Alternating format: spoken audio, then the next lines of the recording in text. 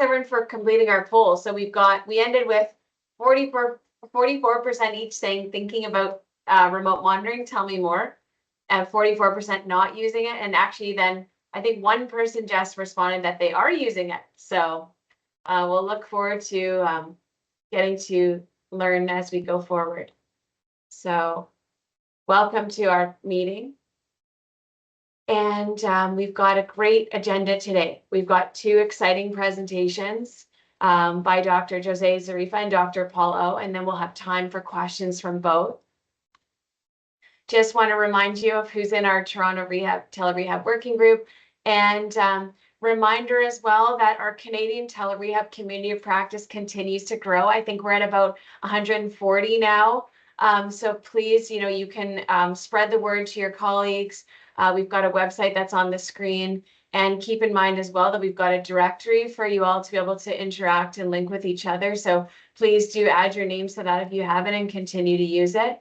We always love to know who's in our community and joining us today. So if you could take a minute to just introduce yourselves in the chat, we'd love to know where you're from and what your discipline is as well.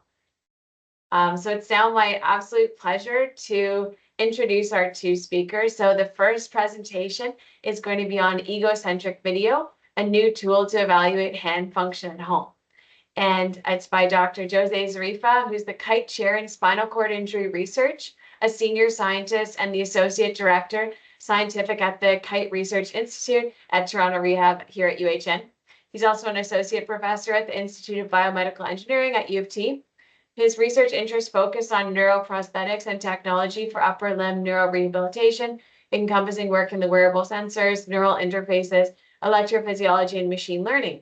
And Dr. Zariffa's team was awarded the grand prize in the Spinal Cord Rehab Innovation Challenge, a national competition focused on new tools to measure rehab activities and their impact. And then we've got Dr. Paul O, who's the Good Life Fitness Chair in Cardiovascular Rehabilitation and Prevention, the Medical Director of the Cardiovascular Prevention and Rehabilitation Program at Toronto Rehab, and a Senior Scientist at Kite. And Dr. O's research activities examine ways to design, implement, and evaluate the best approaches to cardiac rehabilitation. Themes include the role of exercise, risk factor management, enhanced self-management, technologies to support healthy behavior, patient education models, and analyzing cardiovascular databases to better understand long-term patient outcomes. So I'll stop sharing my screen so that José can take over. Now, keep in mind, we'll have time for questions for both talks at the end. However, I will keep an eye on the chat in case there's something that's really burning that comes up that you don't want to forget as well.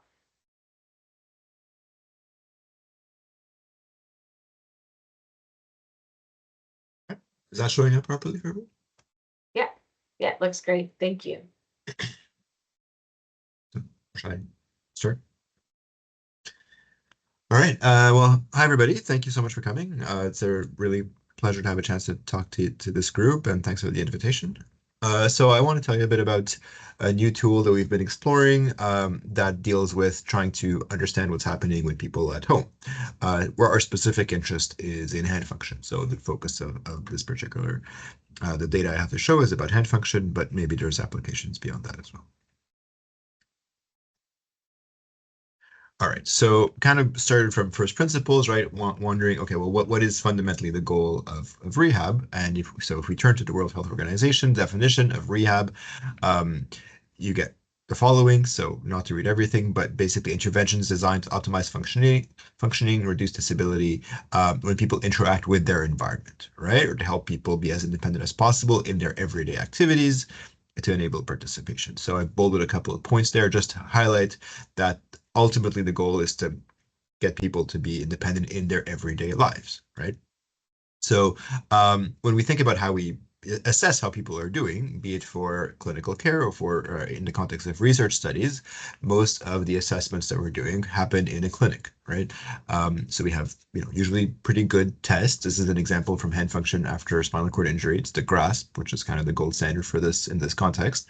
So it's a good test, right? But it measures a number of specific tasks, specific GRASPs in a constrained environment. However, there's lots of evidence that shows that what you see in the clinic doesn't necessarily fully capture the complexities of what's happening at home. right? So at home, you'll have probably a wider variety of objects and tasks to deal with. You will have more environmental constraints. You'll have maybe caregivers who are available, who are helping with the tasks. So there's all these environmental and social factors that come into play that determine how people are actually using the function that they have. So back to the World Health Organization, there's the ICF model, which helps us to kind of define what function means. And one of the key domains in that model is activity. Activity is how you can perform functional tasks. But that's subdivided in that model into two different things, right? Capacity and performance. So capacity is basically the best that you can possibly do, right? So if you're in a clinic and if everything is a standardized environment and you're trying your best, this is what capacity is, right? And that's what we typically measure. Performance is what people do in their typical environments. So if you're at home and living your daily life, that's performance, right? So capacity is what can you do, performance is what do you actually do, right? And so we have lots of tools to measure capacity, but often it's a bit less clear what's happening in terms of performance. So we were interested in developing some strategies to help to measure performance more directly. So we started exploring this type of data called egocentric video. Egocentric video is video from a wearable camera. So just to give you an example, right, this is the same as the previous slide. This is a person who's wearing a camera on his head and he's recording how he's doing in his daily life. So you can see there's lots of information that's perceivable from this video. You have how they're grasping the objects, right? So there's this body movement aspect, but there's also a lot of contextual information, which is why this is really of interest to us, right? So you get these direct observations that you can't get from self-report, and this contextual piece that you don't necessarily get from other wearable technologies. So that's why we were interested in this. That being said, if you end up with like, a lots of hours of video, it's hard to really deal with that. So typically the plan is to combine the egocentric video with artificial intelligence techniques that can automate the extraction of the information that we're interested in from the videos. So if we combine these two things, the egocentric video and the AI, we can solve two kind of broad categories of problems. One is, again, as a tool for research, right? Clinical studies, we want outcome measures that we can use to assess the effectiveness of new interventions. And the other category would be as a clinical tool to help support outpatient care, which is what we've explored more, but obviously potentially as well to support telerehabilitation, right? Can it help therapists to make decisions about their patients if they can see what's happening at home? So for this group, I guess I'll spend a bit less time on kind of AI stuff, and I'll talk more about how we collect this data, the protocols that we use to collect this data. You don't need to combine this with AI, right? You can just collect a video. So I'll tell you how we do that. Okay, so the first step is to just check that it's appropriate for a specific person. The main things to think about there are whether they, first of all, we haven't done this with anybody who has like cognitive limitations, so that's not, so typically they're able to understand what's happening. They should be able to put on the camera, so either themselves, if they have enough hand function to do that, or have a caregiver available who can help to assist putting it on. And in terms of who it makes sense for, we typically aim for people who have some impaired but not completely absent hand function. So there's visible impairment in the hands, but there's still enough function that they're doing stuff with their own hand. Then the key part here is we rely on kind of a collaborative process with the participant or the patient to figure out what they're going to record. Okay, so the cameras, based on batteries and storage and so on, they can record an hour and a half at a time. So it's not continuous recording for days or anything like that. So we have to decide what they're going to record. So we have a conversation with them and we ask them what a typical week is like for them. What is their routine? Once we understand their routine, then we can together pick some time slots in their week that would make sense, so that we can observe, get a naturalistic sequences of activities that reflect what their typical day is like. So it could be like, okay, record yourself, during mealtime on a weekday while you're doing your chores on the weekend. But it's a collaborative process. We also make sure that make that people understand what we're trying to get out of this, that they understand that we're just trying to see real sequences of activities. In early pilot studies, people misunderstood and thought they went home and just recorded like artificial sequences or many repetitions of the same task just because they thought we just wanted to see hand use. So making sure that that there's that conversation, that everybody's on the same page is important. And then based on that, we decide what they're going to record, and that tends to work out well. Since you're recording video in people's homes, right, there's privacy considerations that have to be thought about. I'll talk a bit more about that in a minute, but there's bottom line, there's a few things that people just need to keep in mind, and if they do that, then it's usually fine, right? So obviously, personal activities, washroom and so on, they would not record, but also things like making sure they're not recording screens with sensitive information, banking info or whatever. Some people may want to make sure that they're not going to be like their kids are running around or whatever they don't want to record, right? So make sure people have that in their minds, and then there's also they're able to stop and start the recording at any time, and they're able to review all the videos and delete anything they don't want before they give it back to us, right? So there's multiple layers of privacy protections. Once that's clear, we give them the equipment, we train them in person, and we also give like handouts of instructions so they can do this at home.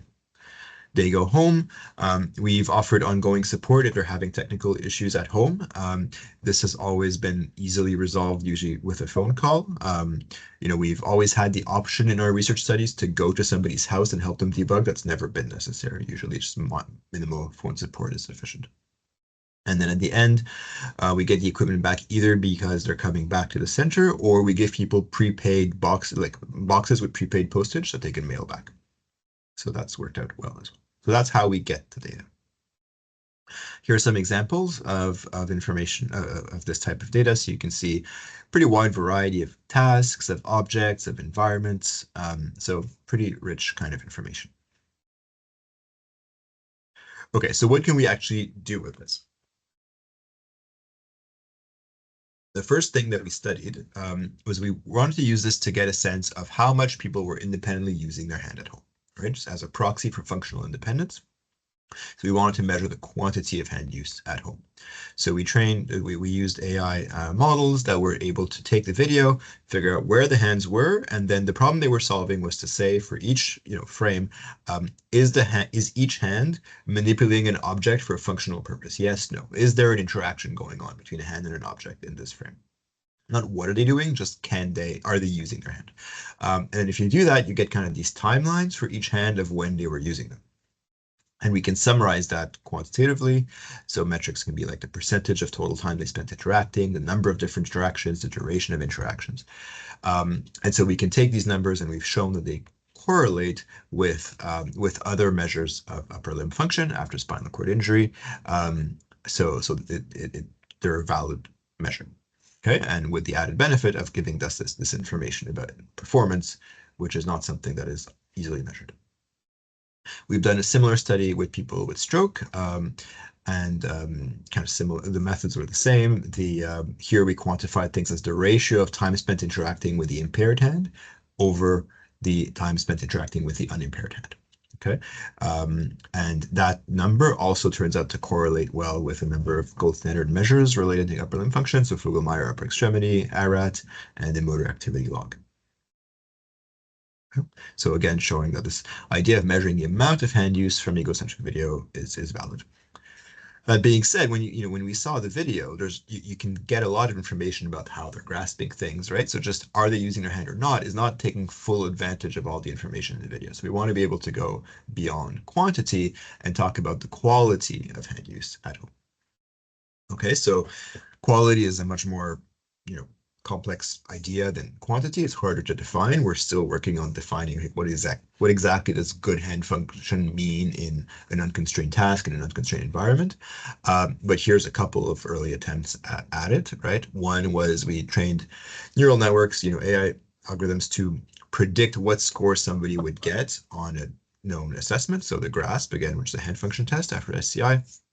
And so we train an algorithm to watch a video and say, okay, this person on this task would get, let's say, a 3 out of 5 on the GRASP.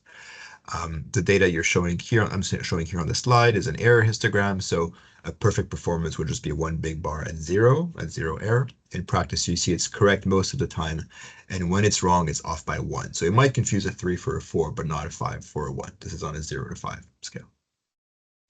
Another stab that we took at this idea of quality was to detect the use of compensatory postures, right? Often we're very interested in knowing whether if functional improvements were due to some underlying neurological recovery, or did people simply learn to do the task differently using some compensation. So in this study, we focused on tenodesis grasp, which if you've worked with SCI, is a common form of compensatory posture where people extend their wrist to kind of flex the fingers inward and to help grasp an object.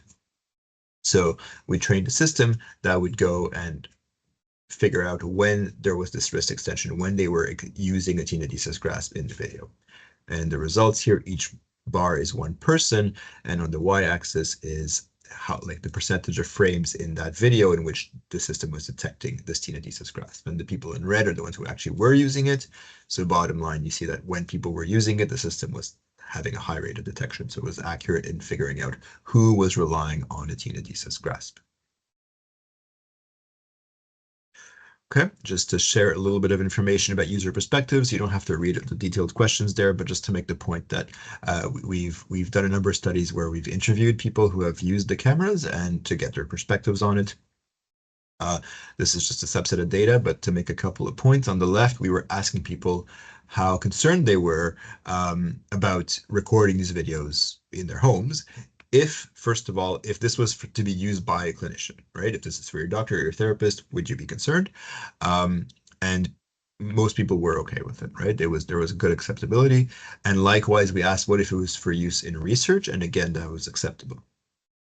On the right-hand side, we asked people if they felt the information would be useful, right?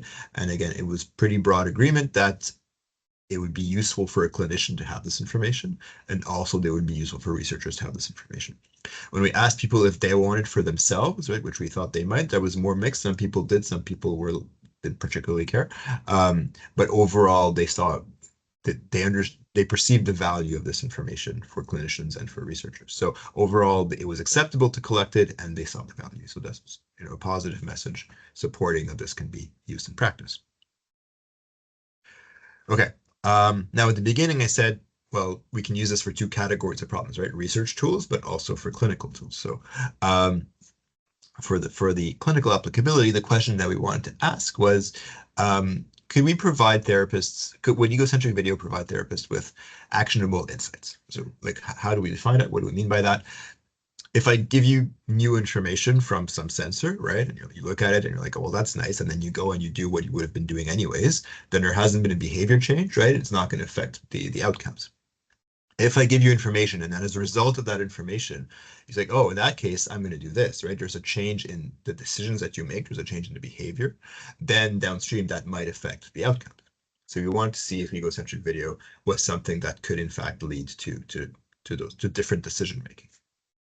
So to answer that, we ran a study where we recruited pairs, like a therapist and their own patient.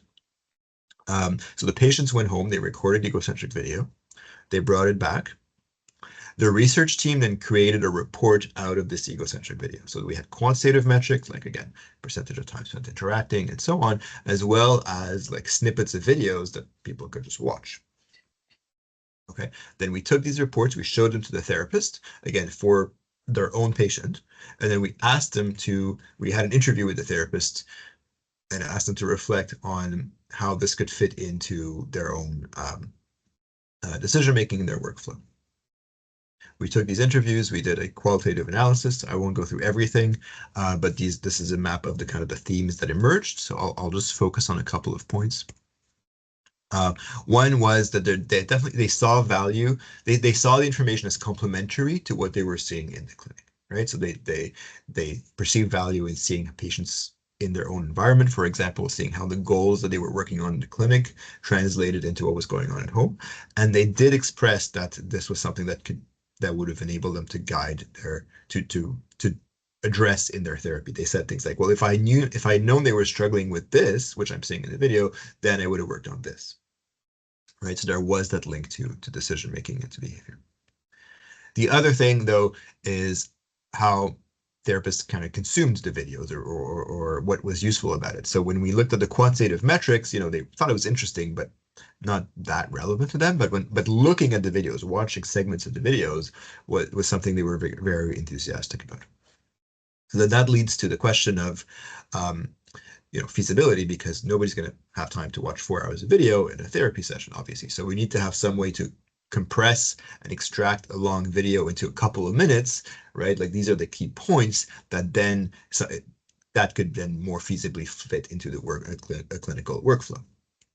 So that's something that we're currently working on now with using different strategies, right? So some will include, for example, automatically detecting what kind of activities are happening at any part of the video. So is this meal preparation? Is this home management? Is this leisure? So that a therapist can kind of jump to the parts that, say, correspond to the goals they're interested in, for example. We've done work on summarizing grasp types. So look at all the grasps in the video and then group them together and then you can say, okay, well, these are the dominant grasping strategies that this particular person is using.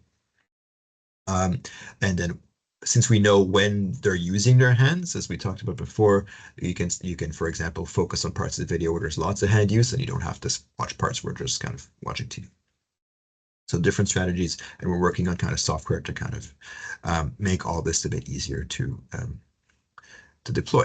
So to summarize and finish up, we're trying to work on the fact that what the realities of ADLs in the community aren't fully reflected in what you see in the clinic. And so we feel that egocentric video is kind of a platform that can be helpful for this by combining wearable technology, either on its own or with AI, can help to support either research onto what's happening at home or clinical care for supporting people in the community.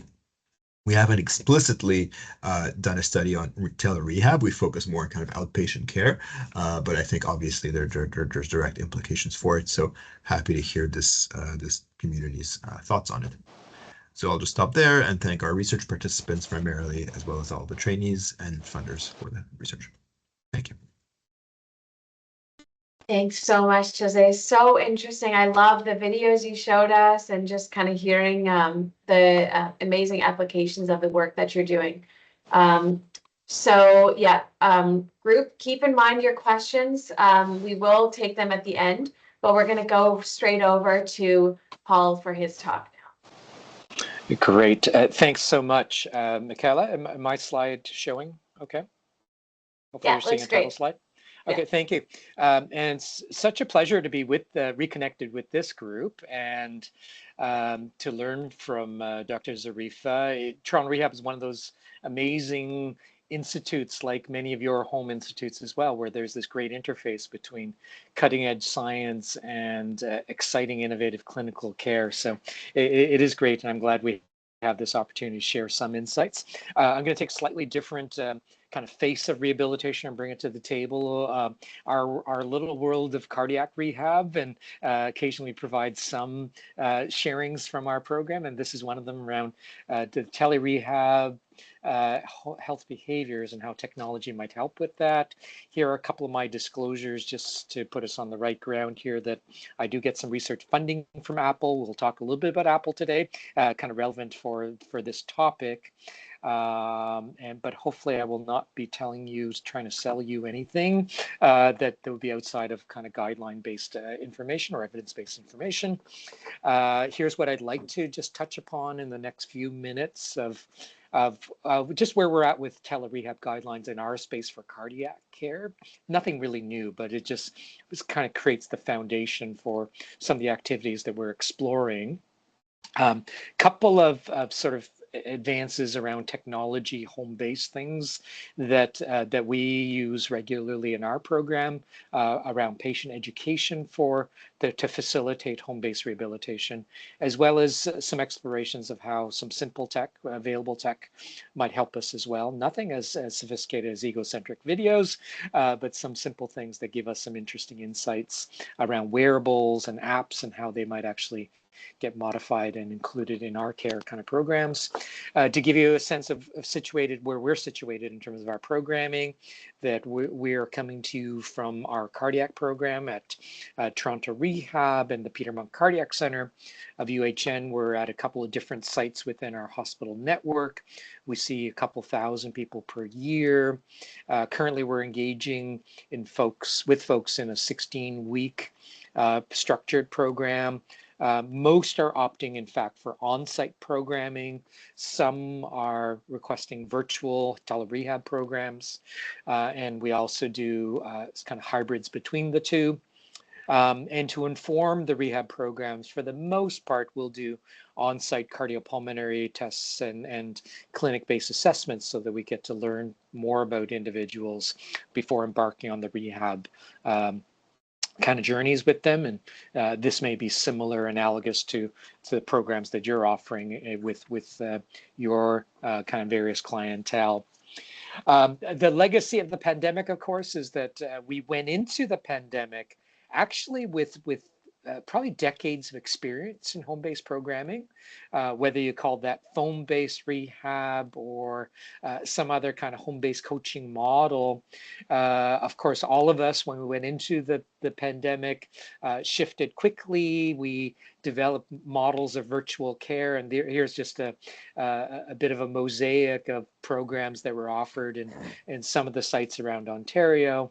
But each program did this extensively through the pandemic, and most programs are still offering versions of distance-based programming, telerehab, in the current day as well. And it's nice that we've been able to have our own smaller community of practice in this space to share some resources. Just want to show you a couple of visuals from assets that, again, grew up during the pandemic that we still make a reference to. This is relevant for the cardiac rehab world. One example of it on a national scale that the Heart and Stroke Foundation championed, along with our national association, the Canadian Association of Cardiovascular Prevention and Rehab, to develop toolkits. And all this will look very familiar to all of you. I know Michaela Amici and other wonderful colleagues at Toronto Rehab have led similar developments of toolkits, just to say that we're in the same kind of spaces as all of you. And it's nice that we've developed these reference points so that we have good information about how to run programs systematically with some consistency, and making sure we pay attention to kind of the best consensus guidelines around best practice, at least. And in these sorts of documents that I'm sure are familiar to you, you can find it at the Heart and Stroke webpage, for instance, website, on how to do effective consultations, some definitions, some checklists, and then some infrastructure sort of elements, and then some very good sort of commentary guidance on how one would do all of the important elements of cardiac care delivery, including how one might engage in kind of virtual exercise programming. So I'm going to link that to some of the remote monitoring that we can get into a little bit later on. But I'm sure you go through all of this. It's not just delivering rehab, but it's all the setups and preparations and thinking about the whole construct and the system that one is using for telerehab. Again, I'm sure that is very consistent across all of our practices. But if you wanted another reference document, if you haven't had enough yet, then there are things like good checklist tips on just how to set up your own programs if you want to review them. And also, of course, recognizing that the most important person that is part of the virtual kind of care session is the patient, client, participant who needs to be well prepared to do these sorts of things. But it's interesting that we don't necessarily set folks up for the remote monitoring kind of element, and I'm glad that José has done that in a thoughtful stepwise algorithm on how we might set this up appropriately. You know, those privacy concerns, what is relevant information that we want to share versus stuff that we don't want to share. All of those good things need to be kind of put into the algorithms as well. And here are some just couple more visuals on how we might set up virtual rehab at home, thinking about infrastructure and technologies. This is more to set up your appointment, but we might also have a companion document on how you might set up some of your remote monitoring elements here. When it comes to our versions of therapy that may focus in a big way around exercise programming. The way that these sorts of documents were written is that exercise may be delivered in a couple different ways.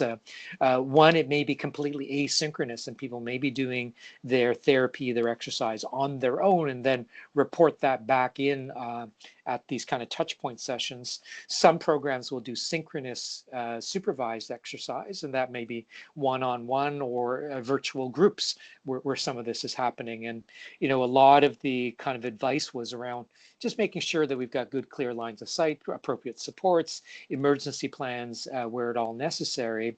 Most programs did not go into like distance-based monitoring, but there are certainly examples of this in our industries, both with academic and commercial partners, where you may do, you know, simple things like heart rate and levels of effort, through to doing synchronous ECG or other monitoring vital signs through the course of exercise as well. So there are variations on how to do this depending on the setup, the clientele, the technology that is available. But it's great that there are great engineers to work with us to set up the right construct for that. The other part I want to touch upon before I get to the wearable section is the other strong element that enables us to do telerehab in the digital sphere. And you can actually provide this, of course, and I'm sure that there is a plethora of amazing educational resource that's available through this group in all of your various clinical domains. But there might also be ways of delivering and measuring and monitoring uptake and engagement with some of this work. So I'm presenting a few slides from our web education platform that we developed for our program here in Toronto.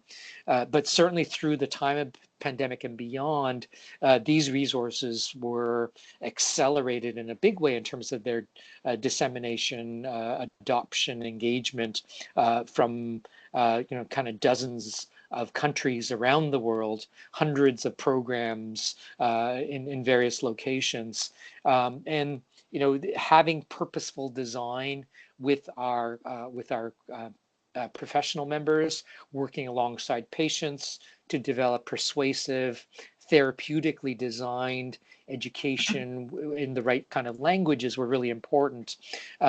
So this represents kind of the domains of education that would be applicable for on-site delivery as well as for remote delivery, kind of the relevant domains around self-management. And we did put all this stuff on our web platform, posted a whole bunch of videos on YouTube channels, and this has gotten a reasonable amount of traction from places all over the world. Through the course of the last few years. And we can organize these things in different ways, whether you're coming to us from a particular stream of interest, like heart disease, or if you're a woman living with heart condition. We even had some online resources for exercise for stroke. We can deliver specifically structured programs online that I'll show you in a second. There are written guides for those folks who actually still like paper, or at least ebooks. You can get all of the stuff that's structured not in a web platform, but actually in a patient manual. There's some videos available that do a Q&A. And then the other neat things that we've done is trying to grow our library of multilingual resources around all of this. And here you're seeing an offering of different kinds of translations and cultural adaptations that we have undertaken in English and Spanish and French and Portuguese and Indian languages and Arabic and most recently into Chinese languages as well. So that improves the ability for us to deliver telerehab to a wider community. Okay, so we've got a design, we've got good structure to telerehab, we have some resources that we can use. How might remote monitoring and wearables also help us with this? And you know, in some ways we're opportunistic in looking at the devices that people have, as well as thinking of opportunities to engage in research. And we know, you know, the vast majority of people have a device like a smartphone, which in itself is a wearable of sorts. It gives us lots of useful data. And then about 50% of people have some sort of wearable like a smartwatch, which also provides a plethora of really useful data. And along the way, actually, curiously, during pandemic, we started engaging in studies with an external sponsor, Apple in this case, to even better characterize the data that can come from people living in their home environments to better inform what we can do with rehabilitation. So just want to share a few ideas here. And we are now into our 4th project with Apple. Thus far, we've recruited about 1,500 people into projects. We are underway with probably the next 800 to come in, and then more projects beyond that later this year. So we're seeing and getting a pretty good research base as well as a pretty good experience base with how devices might help us understand cardiac rehab, especially for people who are living at home. And we know that smartwatches and smartphones can give us a lot of interesting information about health and fitness and workouts and biometric data like heart rates and blood oxygen and even electrocardiograms. And the ability to gather that information in a thoughtful, purposeful way to address the need that José kind of articulated for us. Can this info actually change a behavior of a therapist or change the behavior of the patient is the challenge in front of us. So again, I just want to share some experiences that we have. We know that things like the smartphone can track good stuff like steps and walking and running distances. And then we can also track things like speed and steps and symmetry and balance. And those are become interesting for our broader rehab populations and our ability to go upwards and downwards and maybe even fall down. And how those things might actually relate to health is very interesting.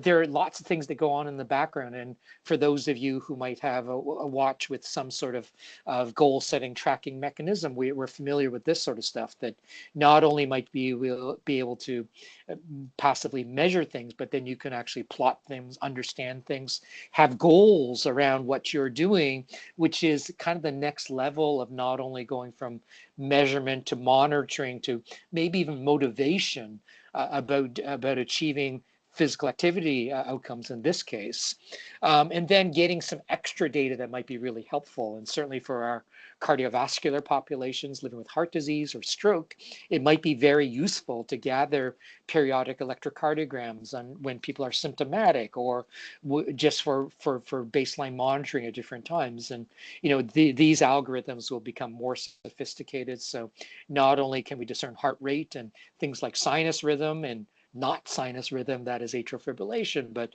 hopefully we'll get more sophisticated about picking up other kinds of abnormalities like other arrhythmias or ST changes that might be indicative of ischemia, for instance. So we'll see that over time. And the ability to track workouts, I think, is really great using devices, because our current standard is to kind of write these things down in a paper diary and fax them in or email them in. Wouldn't be better if we can actually just capture these with much less effort and a whole lot greater accuracy? So that's what we're moving to. And then kind of setting goals. So not only do we express SMART goals across all of our rehab programs with our clients, but you can also do this in your digital format. So how many calories would you like to spend? How many minutes would you like to spend with kind of higher levels of movement and exercise? And how many hours per day would you like to stand up? And I think we know from the wearable literature that the wearable becomes more of a companion, health companion to us when we actually set a goal and then we're working towards that. And anecdotally, lots of our graduate patients who are using these sorts of devices will tell me that their day is not complete until their goals are complete, and in this case until their rings are full. And maybe some of you live that way as well. And then when you start to track and kind of graph some of these things, it's really quite interesting on the insights on health. For instance, that as the apps get better, the algorithms get better, they become more accurate in terms of tracking outcomes like like the third panel here is around cardiovascular fitness, or VO2, which I believe is a really important marker of overall cardiovascular health, and indeed a great prognostic indicator of longevity. Our wearables might be able to do this now on an ongoing basis and provide insights back to the participant that they're good or not good, or tell us that things are going sideways on us when you start to see parameters like fitness starting to slide. That might be a sign of disease exacerbation. So that's really cool remote monitoring. And I present this as an example of behavioral success. This is the last 1,000 people that we had in a study called Heracles, where we were engaging with people over a series of, in this case, 3 years. And we could relate that for a diverse sample of people from age 20 to 99 who were outfitted with Apple Watches, that we could start on the right-hand panel, plot out their VO2s. If you focus on the dark blue line to start with, you can see that we can actually document VO2, and this is laboratory measured VO2, not the watch one, and see that there is a relationship of higher VO2 for young people, lower VO2 for older people, and that is a well-documented age phenomenon. The interesting thing for me, though, is that when you look at the red line, which is 1 year, and the light blue line, which is 2 years of follow-up using watch and phone, is that if anything, the VO2 is going up over time. The literature is full of documentation that VO2 tends to slip year over year over year, either because our bodies age or because behaviorally we get more complacent as time goes on, especially for people farther away from their rehab programs. So VO2 tends to go down. So this tells me that having wearable kinds of devices, remote monitoring for the self, as well as in a research construct, helps people maintain positive behaviors and helps to maintain then the great gains that people make through rehab programs. The next frontier will be if we can integrate this data into apps and into EMRs.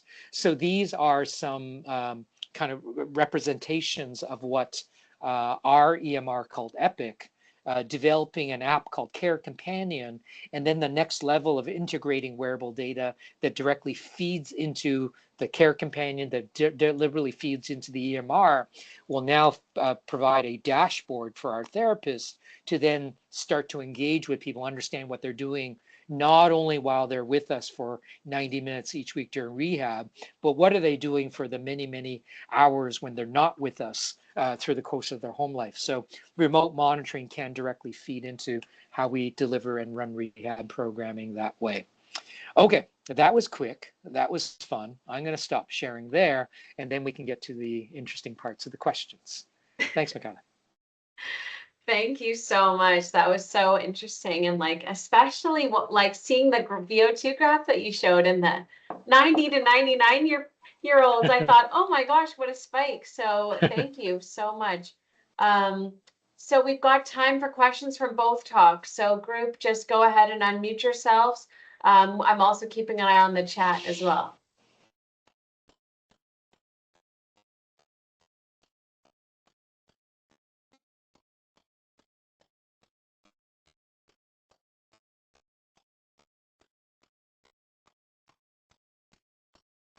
Everyone's thinking. Paul, while we're waiting, do you have any comments on, that dramatic increase it looked like on the graph of the VO2 max at year 2 for people aged 90 to 99?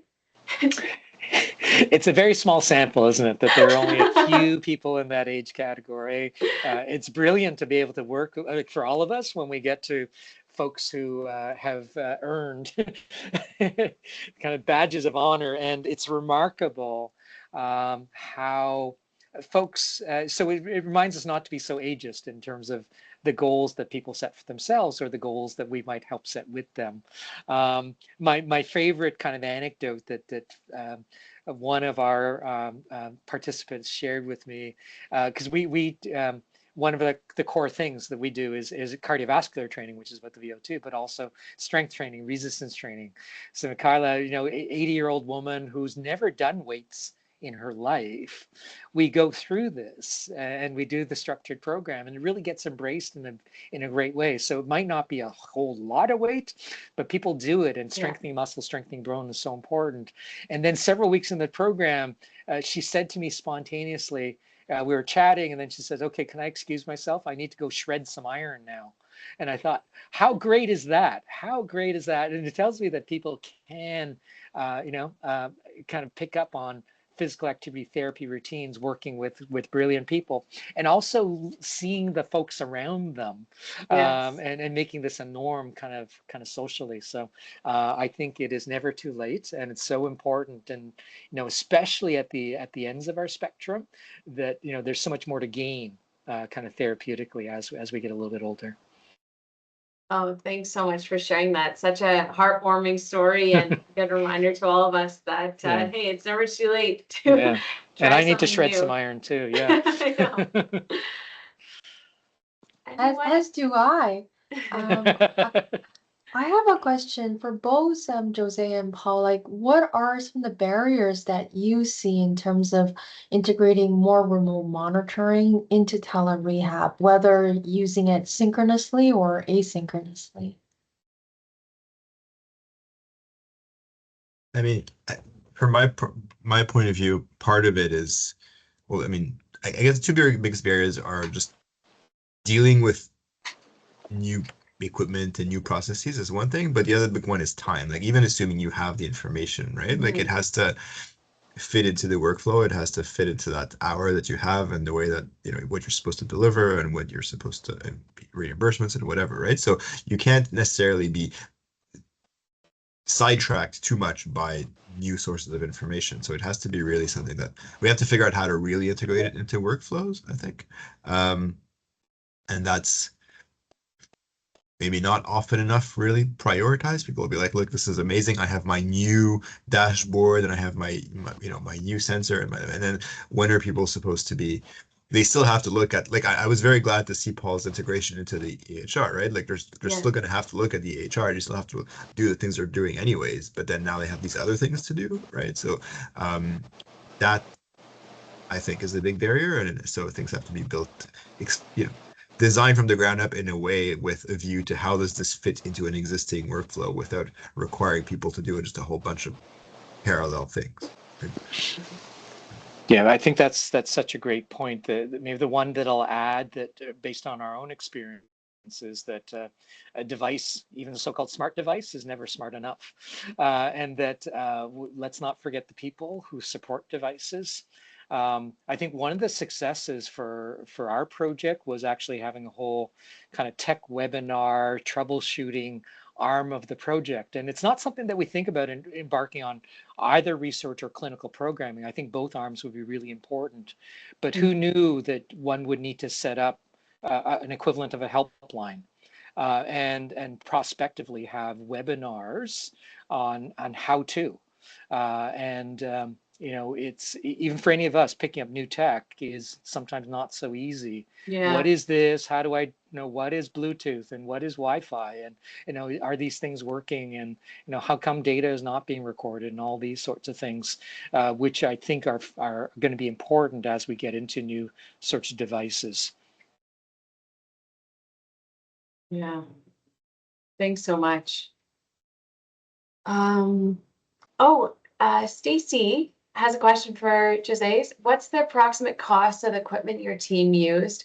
And was it purchased from a specialized vendor? Thinking about how clinical areas can advocate for having the equipment to use with their patients. Because I do feel like that could be another area of concern, right?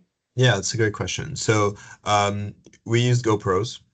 So they're very widely available, like any Best Buy, like most electronic stores, you can find them. So we very specifically did not want to use some very specialized thing that wouldn't be available to people. I mean, they're not super cheap, like a GoPro is $500-$600, but you can go on Amazon, there's kind of knockoffs as well, right? Like, there's other companies that do similar products that are cheaper.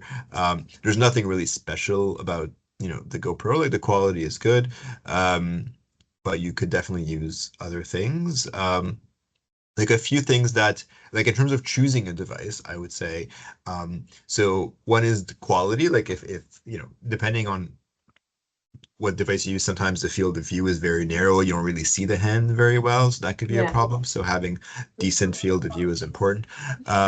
We've also played around with like mounting them in different ways, like on the head versus on the chest or whatever. And the head is a bit less comfortable, but we do find it really does. If you're looking at hand function, it really does give the best view of the hand. So I really would recommend something that's head mounted. But yeah, like again, GoPros, but you could use. I would look for something that's a knockoff of a GoPro, not something completely different. But probably a few $100s. Thank you. Carl, go ahead. Hi. Good afternoon. First of all, congratulations to our speakers, and thank you so much for the interesting talks. My question is about longevity or long-term use of those new technologies, because from my experiences, like when there's something new and you introduce the technology to the patients, they're always like enthusiastic initially about it, but then like the enthusiasm wears down. So how are we able to sustain their interest or enthusiasm for like adherence purposes? I'm happy to talk about our experience. I think it will be a different scenario from Paul, so we can each give our perspective. In our case, we really framed it as, okay, the situation here is you're going home, you're being discharged from rehab, right? You're going home, and as part of your rehab process, for some limited amount of time, you're going to be doing this. And that was okay with people. They were on board with that. They were like, as part of my rehab, I'm going to do this. We did ask in our interviews, okay, what if you have to do this like all the time, right? Or out in the community? That was not okay. People did not want to do this forever. They did not want to do this out in the community with other people being recorded and stuff, which is completely understandable. But if it was in a defined process that was part of rehab, they were okay with it, right? So in our case, it was framed that way. So it wasn't really, well, how long are they going to keep doing this? But so for us, that was our finding. But I think maybe the situation, Paul can speak to maybe their case, which would be different. Yeah, thanks, José, and thanks, Carl, for the question. I think, yeah, people getting bored or feeling less use of technology, I think is really important. Maybe Carl, we should look in your drawers and see what devices you've cast aside. Yeah, maybe it's a personal question. But so at least for this cohort, and we recognize this is an unusual cohort who have volunteered to be in a project and be monitored and have interfaces. The adherence was really good, like 96% plus people are using it out to beyond 2 years. And I think that the key thing is moving the devices along a cascade from just measuring stuff, because that gets boring after time. Measure, monitor, understand, give insights, to then start to motivate behavior, so that if it becomes more of a companion for health, then the devices will be used, that it has a purpose. I think also devices that get integrated into other parts of our life are really quite useful.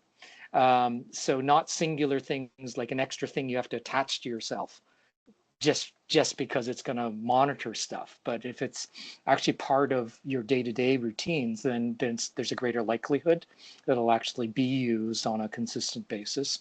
But I think, people getting less enthusiastic about things over time is going to be important.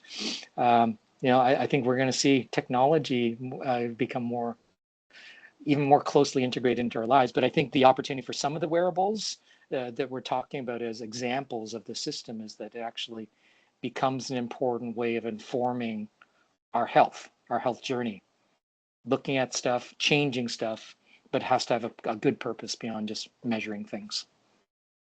Thanks.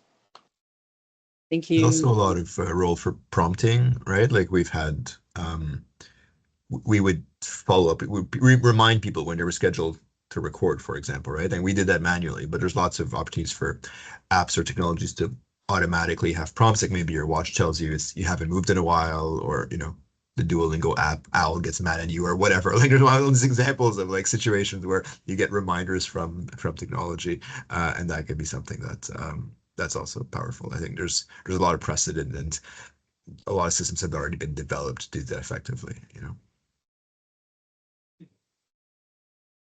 Thanks so much. Yeah, it's really, I love the chance to get to discuss some of the practicalities of this wonderful work. And I think as a group, like how we can kind of move it forward, because it sounds like from our intro poll that most of us are kind of in the contemplative or planning phase or haven't really yet incorporated too much of this technology yet. So I think there's a huge opportunity as we all go forward.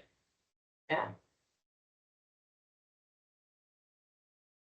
So just so you know, group, I have put our evaluation in the chat. We always love to know how you're finding our sessions. We will also send, when we send out the recording link, we'll also send this evaluation too, but we'd love it if you could fill it out before you go today. We've got a couple more minutes if anyone has any last thoughts, questions, or comments.